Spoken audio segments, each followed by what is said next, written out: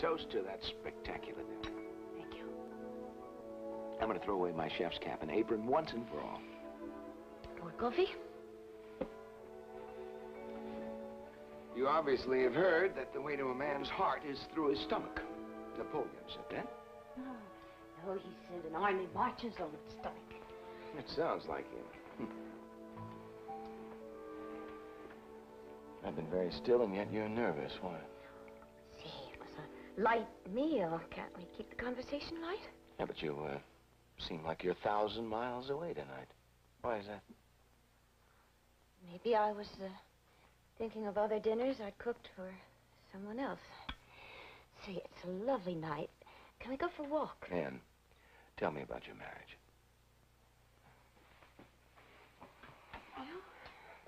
Well, there's nothing to tell. I mean, as the songs say, we were too young. Well, people grow up together. Yeah, some do, but Jack and I would never have. How did you meet? College. There we go with those one-word answers again. Maybe I should rephrase my questions and make them all multiple choice. Like, were you very happy together? A, sometimes. B, hardly ever. C, never. All right.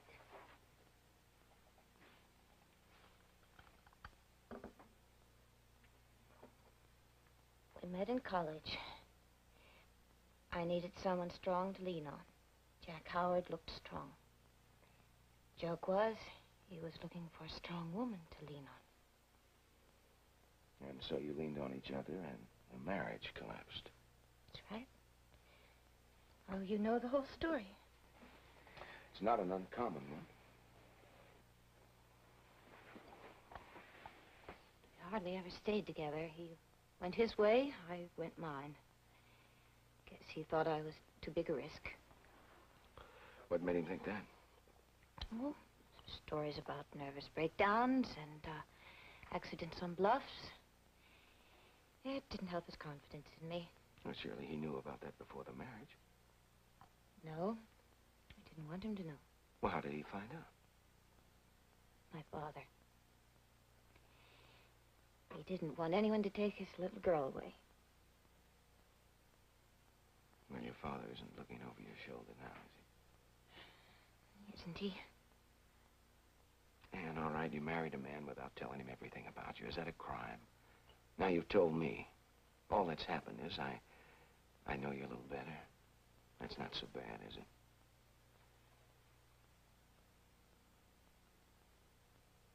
No, Mike. It's very reassuring. Now, shall we go take our walk? Not back to the bluff, huh?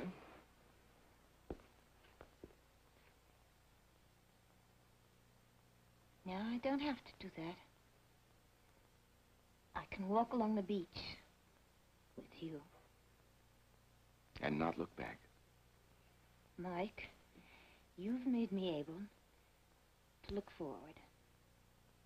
But I'm still looking over my shoulder, so give me time and help. Because I need your help.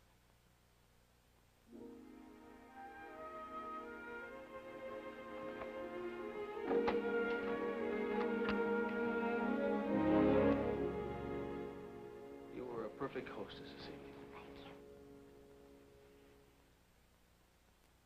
You know how sometimes when something is happening to you, you swear it's happened before? Mm-hmm. Well, I had that feeling tonight when I was talking to my mother. About what? The birds and bees in my family tree. When I was a kid, I used to ask her about my father all the time. Who he was, where he was, what he was like.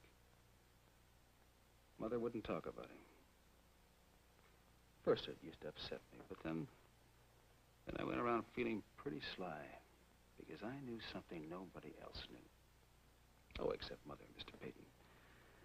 I used to revel in the thought that someday we'd tell the world, and I couldn't wait to see the look on everybody's face, especially Rodney's. When they found out that I was really Martin Peyton's son. But that day never came.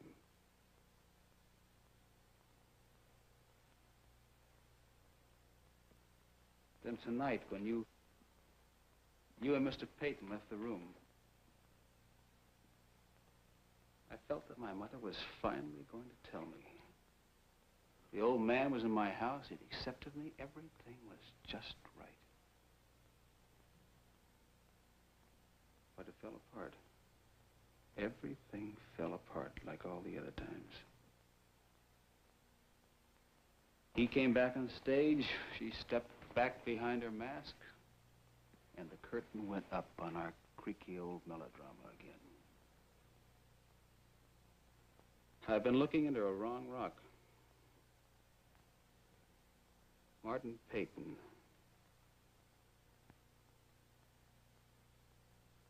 is not my father.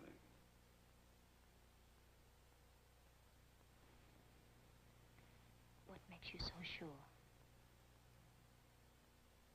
There's kind of a desperation in the way my mother's been trying to get close to me lately. Why now? Why after all these years? It has something to do with Ann Howard. She was only here that summer for a little while.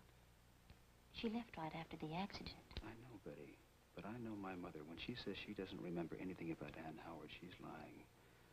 And in some strange and sinister way, Martin Peyton is part of that lie. Sounds so melodramatic. Well, my whole life has been a melodrama. It's not ordinary for a boy to wonder who his father is, for a boy to go below the stairs and swear that someday he'd own the house. Secrets are melodrama. Melodrama happens all the time to other people. Well, every instinct in me tells me that that's what's happening to me right now. I have got to find out what they're hiding from me.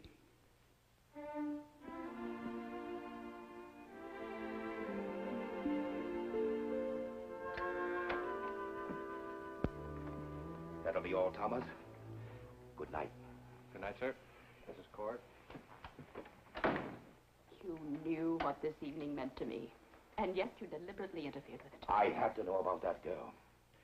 If you've developed a burning need to clutch Stephen to your bosom at this late date, Hannah, be a little more circumspect about it. Things certainly have changed, haven't they, Martin? We're not allies anymore. Of course we're allies. All I did tonight was to try to stop you from making a fool of yourself.